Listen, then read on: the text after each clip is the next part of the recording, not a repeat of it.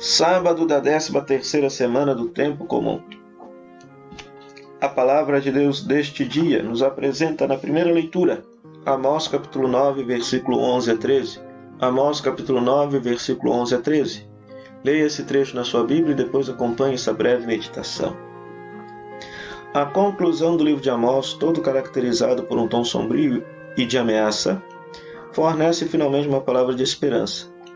Trata-se, na realidade, de um acrescento à compilação de oráculos, um acréscimo, dedicados ao Reino do Norte, quando foram relidos no Reino de Judá. Isso não exclui, obviamente, o caráter inspirado do texto. Melhor, ele representa no interior da Escritura uma forma de atualização, pela qual as antigas palavras são relidas nas gerações sucessivas à luz das já mudadas condições históricas e socioculturais, recebendo delas aprofundamento e desenvolvimento. A palavra do profeta é sempre incômoda, representando a consciência do seu tempo, censura e admoesta homens endurecidos pelo egoísmo, quando tudo parece correr bem. Consola e encoraja corações despedaçados e humilhados, quando tudo parece perdido. Depois de ter pronunciado tantos oráculos contra Israel, Amós profetiza uma palavra de conforto para o resto fiel. A casa de Davi, sobre a qual se concentram as expectativas de todos, é descrita como uma cabana em ruínas, e assim era verdadeiramente. Destruída Jerusalém com seu templo, deportados os descendentes de Davi, parecia que nada já podia representar um vislumbre de esperança. Mas é precisamente quando tudo parece perdido que intervém a palavra profética que vem consolar. Aquilo que o homem não pode realizar não é impossível a Deus. A casa de Davi será reconstruída, encoraja Amós, e reinará sobre as nações.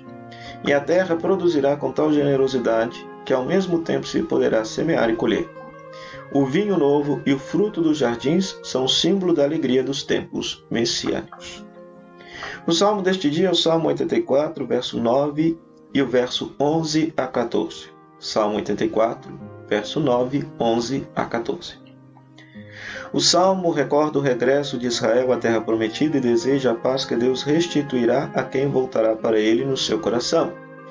Os binômios benevolência e verdade, Hesed e Emet, e justiça e paz, Tzedek e Shalom, e os conceitos de conversão, salvação e bem, são evocados para representar todas as dimensões da intervenção do Senhor. O evangelho deste dia é Mateus capítulo 9, versículo 14 a 17. Mateus capítulo 9, versículo 14 a 17. Leia este trecho na sua Bíblia e depois acompanhe esta breve meditação.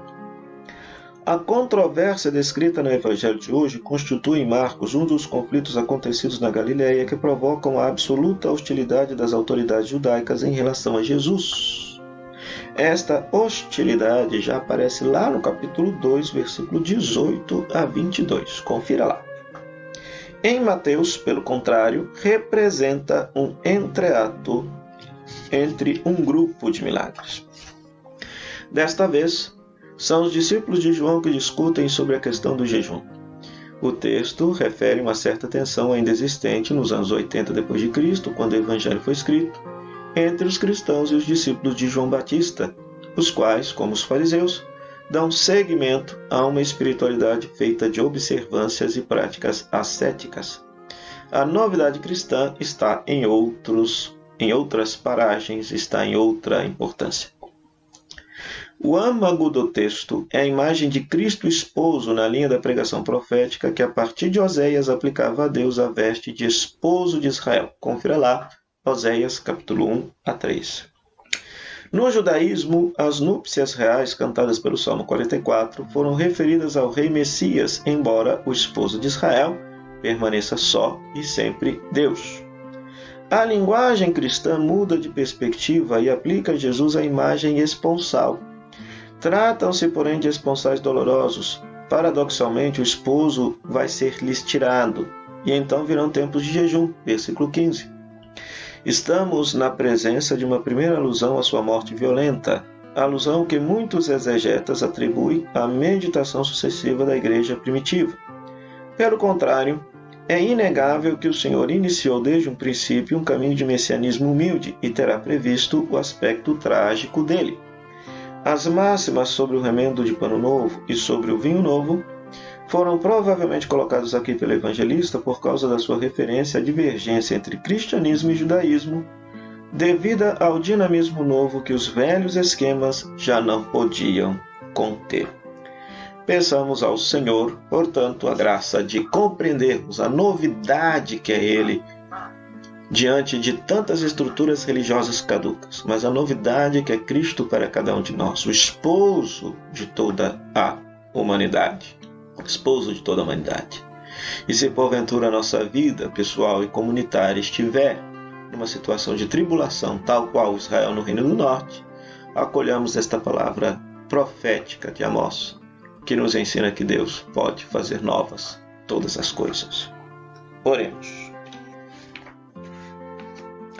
Cristo, estrela radiosa da manhã, encarnação do infinito amor, salvação sempre invocada e sempre esperada.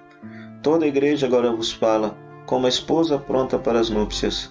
Vinde, Senhor Jesus, única esperança do mundo. Por Cristo nosso Senhor. Amém. O Senhor esteja convosco, Ele está no meio de nós. Que a bênção de Deus Todo-Poderoso, Pai, Filho e Espírito Santo, desça sobre você e sobre sua família e permaneça para sempre. Amém.